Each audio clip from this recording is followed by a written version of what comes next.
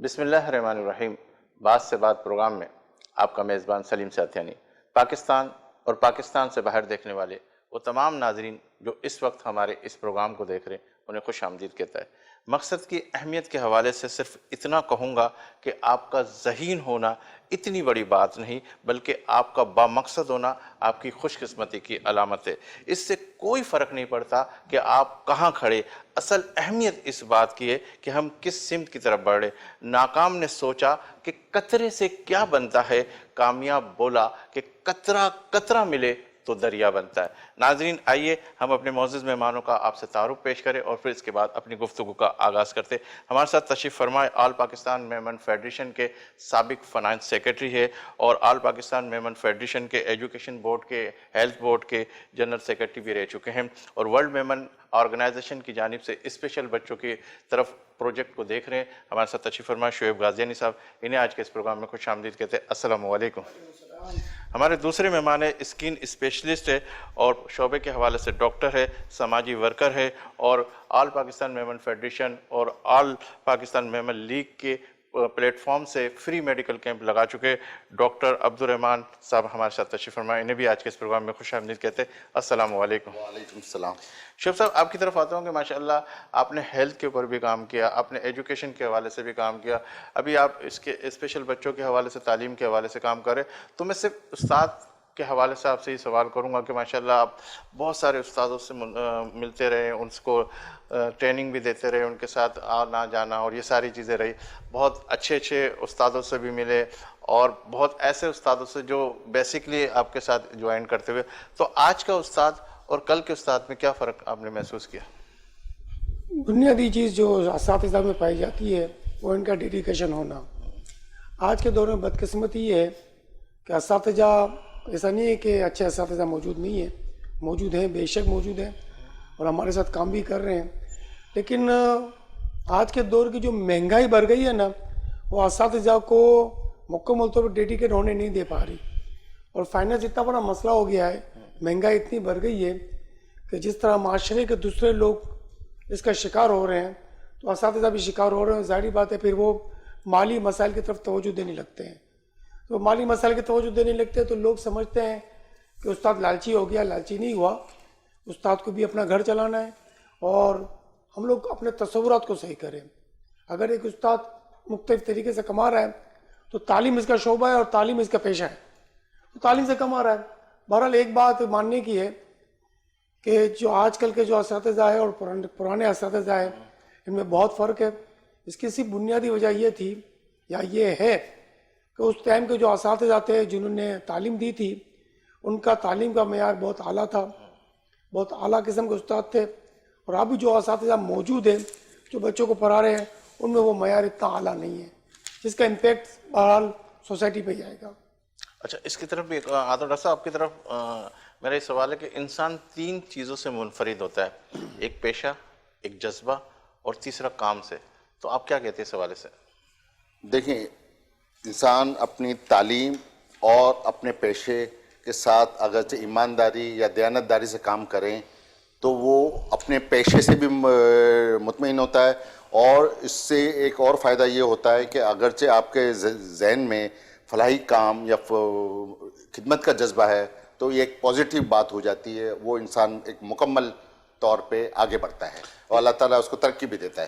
تو جذبے کے حوالے سے میں کہوں گا کہ جیسے مثال کے طور پہ میں نے دیکھا ہے کہ آپ میڈیکل کیمپ کی طرف بڑھتے ہیں، سوشل حوالے سے بھی بڑھتے ہیں، بہت سارے ڈاکٹرس ہیں وہ اس فیلڈ میں تھوڑے سے کم ہیں، تو کیا جذبہ ایسا اجاگر کیا جائے کہ زیادہ سے زیادہ لوگ اس پلیٹ فارم سے اپنی خدمات کو پیش کریں؟ دیکھیں، ہم نے ایک ہمارا جو بچپن جو ہم نے گزارا اور جس طریقے سے تعلیم حاصل کی، ہمارا جو فیملی کا جو اسٹیٹس ہے متوسط تھا، اور اس نے جس طریقے سے جس لحاظ سے اپنی زندگی گزاری، اس لحاظ سے ہم نے سوچا کہ بھئی یہ صرف تعلیم حاصل کرنا مقصد نہیں ہے، مگر لوگوں کی جتنی بھی خدمت ہو سکتی ہے ہمارے لحاظ سے یا ہمارے طریقے سے یا ہمارے کہنے سے جو لوگوں وہ بہتر ہے، صرف تعلیم حاصل کرنے سے یہ زیادہ بہتر ہے۔ اچھا، ایک اچھے شعیب صاحب آپ کی طرف بتائیں، ایک اچھے طالب علم میں کیا چیزیں ایسی ہونی چاہیے جس سے ایک اچھا طالب علم اپنے آپ کو پیش کر سکے؟ دور حاضر میں جو سب سے بڑا مسئلہ آ گیا ہے وہ اساتذہ کی عزت، جو خاص طور پر لڑکوں کے اندر یہ اساتذہ کی عزت کا تصور بہت کم ہے، یہ پایا نہیں جا رہا. جب آپ کسی کی عزت نہیں کریں گے تو اس کو مانیں گے نہیں، جب مانیں گے نہیں تو حاصل کیا کریں گے؟ یہی وجہ ہے کہ آج کل کے بچے وہ حاصل نہیں کر پا رہے جو پہلے کے بچے حاصل کر پاتے تھے. نہیں تو کیا ایسی چیز طالب علم کے اندر ہونی چاہیے، اس کو کس طرح اپنے آپ کو مینیج کرنا چاہیے، اس حوالے سے میں کہوں گا، کیونکہ ماشاءاللہ آپ کا اس پلیٹ فارم سے بہت ساری چیزوں کو دیکھتے ہوئے آئیں، تو کیا آپ طالب علم کے حوالے سے کہنا چاہیں گے؟ طالب علموں کو جو آج کا دور کا طالب علم ہے نا، وہ آج کے دور کے حساب سے چل رہا ہے. آپ دیکھیں نا، اوپر سے لے کر نیچے تک آپ روڈ پہ چلے جائیں، کہیں بھی چلے جائیں، بدتمیزی عام نظر آتی ہے. تو ظاہری بات ہے جو بچہ ہے طالب علم ہے وہ اسی معاشرے کا ہے، اور وہ تو سیکھنے کے مرحلے میں وہ اپنے بزرگوں کو جو کرتے دیکھتا ہے وہی اب سب کے ساتھ کرتا ہے. تو اس کی نظر میں بھی اساتذہ نہیں ہے، ایک عام آدمی بن جاتا ہے. اور بہرحال یہ بات ماننے کی ہے کہ اساتذہ میں بھی آج کل برداشت کم ہے اور وہ اپنی بات بھی منوا نہیں پا رہے ہیں.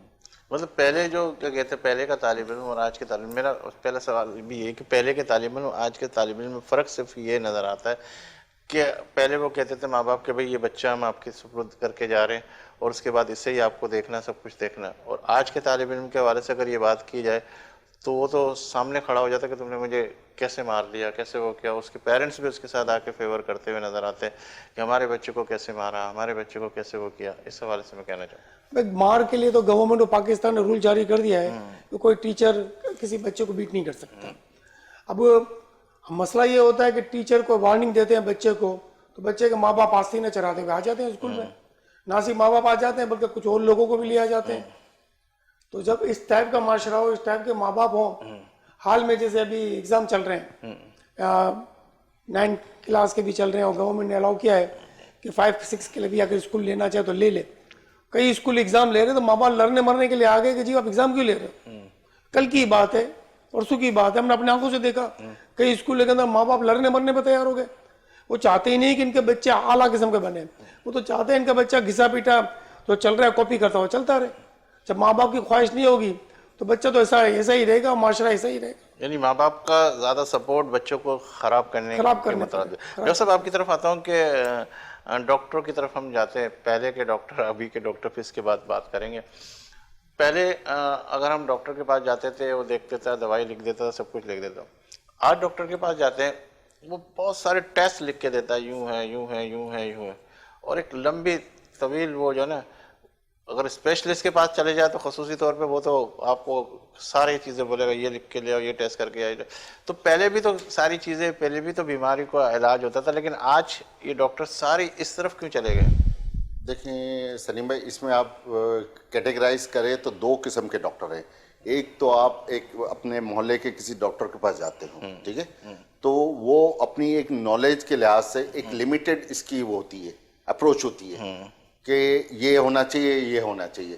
اگر اس کے بعد آپ اسپیشلسٹ کے پاس جاتے ہو اور 10 MBBS ڈاکٹر کے پاس سے ہو کے اس کے پاس جاتے ہو تو اس کا جو سوچنے کا جو رینج ہے وہ بڑھ جائے گا. تو یہ بھی ہو سکتا ہے، یہ بھی ہو سکتا ہے. اس کے لیے مین ڈائگنوسس ہے کہ جب تک ٹیسٹ نہ ہو، ایویڈنس نہ ہو، ہم اس کو ڈکلیئر نہیں کر سکتے. اب جیسے کسی پیشنٹ کو ہم کہتے ہیں کہ بھئی ہائپر تھائرائڈ ہے یا ہائپو تھائرائڈ ڈیزیز ہے، جب تک ہمارے پاس ٹیسٹ نہیں ہوں گے ہم اس کو کلیئرفائی نہیں کر سکیں. کلینکلی تو ہم نے جسٹ کر لی، مگر ہم اس کو کلیئرفائی کرنے کے لیے ہمیں کرنا پڑتا ہے. اور ایک ڈیزیز کے 5-6 ڈائگنوسس بنتے ہیں. اب ہر بیماری کے 2-3 ٹیسٹ اگر آپ کرائیں تو آپ سوچیں کہاں جائیں گے. نہیں تو پھر وہ افورڈ نہیں کر سکتا، نہیں افورڈ نہیں کر سکتا. اس کے لیے یہ کہ کسی چیریٹیبل ہاسپٹل ہے یا وہاں سے وہ ٹیسٹ کرائیں، یا ڈاکٹر اس کو فیور کر دے کہ یار یہ نہیں کر سکتا، اس کو 40% 50% لیبورٹس کرا رہی ہے.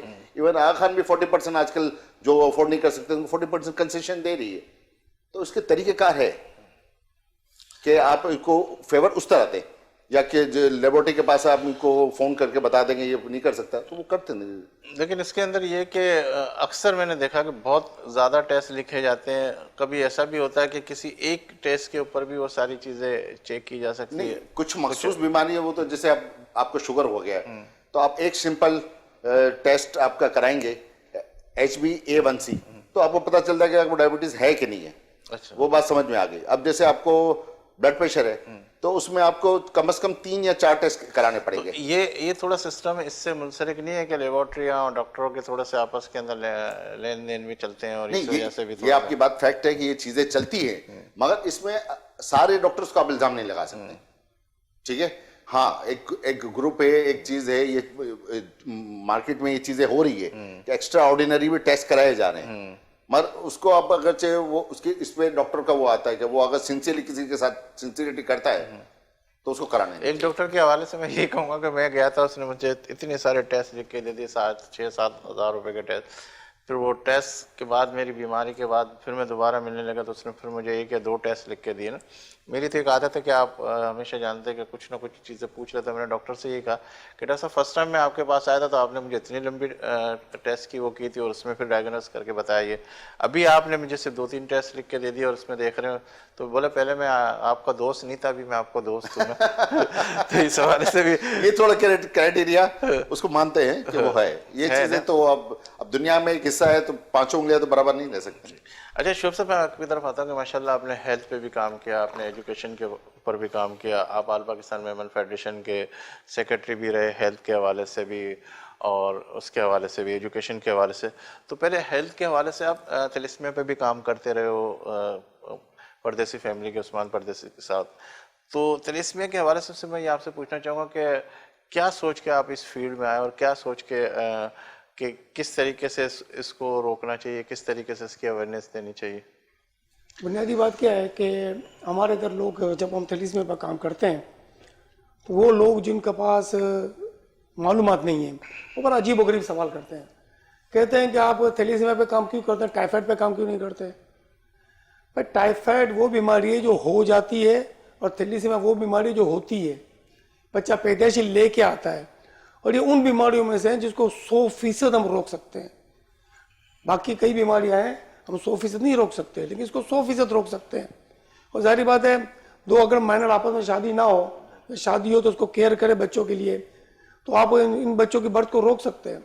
हाल में हमने एक बड़ा तमाशा चला कोविड के नाम से और 2 साल से चल रहा है।